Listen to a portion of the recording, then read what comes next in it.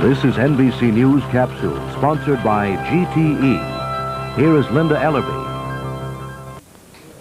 Good evening. Inmates at the Ossining Prison north of New York City tonight said over a bullhorn they've released 4 hostages in exchange for cigarettes and food.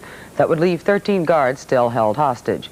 The siege began 2 days ago. Earlier today, state officials offered the inmates a deal which has not yet been accepted. More in a moment. Imagine solar-powered telephone calls. Gee. No, GTE.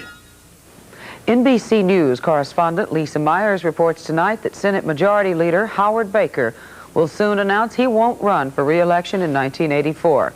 He may instead seek the Republican presidential nomination. I'm Linda Ellerbee in New York. More news later on this NBC station and on NBC News overnight.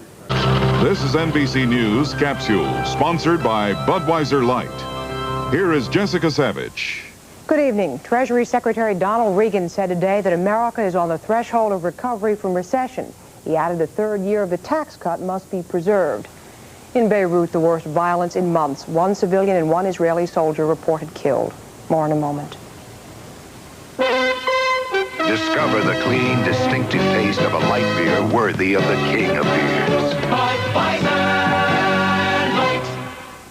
Super Sunday's clear, but California may get another 3 inches of rain tomorrow and new storms later this week. Finally, the Super Bowl is not the only gala today. In New Orleans, they kicked off Carnival with a parade.